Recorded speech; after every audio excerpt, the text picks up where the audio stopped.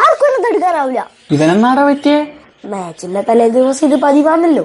എന്തായാലും ഫോൺ എടുത്ത് വെച്ചാ നന്നായി, സ്റ്റോറി ഇടൂലല്ലോ. വരുന്നടാ, ഊർജ്ജം വരുന്നടാ. അതെന്താട്ട്. പിന്നെ മോനെ അർജു, അറോഹോ ജയ സൈലന്റ് ആണ്.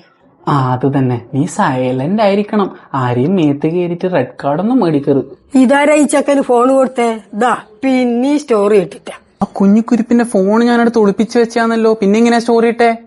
ഉയിര് പോയാലും ഞാൻ പറയില്ല. പറയടാ ചെക്കാടുന്ന്. അതിശേഷന് 2 പേട്ട് സിഗരറ്റ് ഞാൻ ഒളിപ്പിച്ച് വെച്ചിട്ടുണ്ടായിരുന്നു. അത് കൊടുക്കാമെന്ന് പറഞ്ഞപ്പോൾ എനിക്ക് ഫോൺ തന്നു. അങ്ങനെയാണ് സ്റ്റോറി ഇട്ടത് സാർ. പക്ഷെ ആരും പഠിക്കണ്ട, ഇത് പണ്ടത്തനാണെന്നല്ല, അന്നത്തനാനാ. Focus on goals, not on. Referee foul ചെയ്താൽ വിളിക്കാൻ വിസിലുണ്ടോ? പിന്നെ റഫറി ടൈമിൽ പിന്നെ വിസിലുണ്ടാവില്ലടാ. എന്നാ വിളിക്കേണ്ടി വരൂല, ഞാൻ ഫൗളൊന്നും ചെയ്യൂല. മെച്ചൂരിറ്റി. യെല്ലോ കാർഡ് വേണ്ടേ വേണ്ട. എടാ മെച്ചൂരിറ്റി കുട്ടാ. അയാൾക്ക് 2 യെല്ലോയില് റെഡ് കാർഡ്.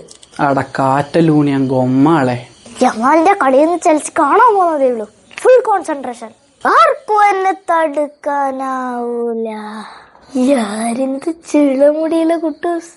വല്ലാത്ത നാണക്കേടായല്ലോ ഇത്. എന്റെ കരിയറിൽ ആദ്യമായിട്ടാണ് യൂസ് ചെയ്തില്ല എന്റെ ടീം ഒരു ഗോൾ അടിക്കാണ്ടിരിക്കുന്നത്. ആശാനെ എവിടെ പോയടാ നിന്റെ ഊർജ്ജം? ചോർന്നു പോയാ? ആശാനെ എനിക്ക് കളിക്കണം നല്ല ആഗ്രഹം ഉണ്ടായിരുന്നു. പക്ഷെ അവരെന്റെ വീക്ക്നെസ് കയറി പിടിച്ചില്ലേ.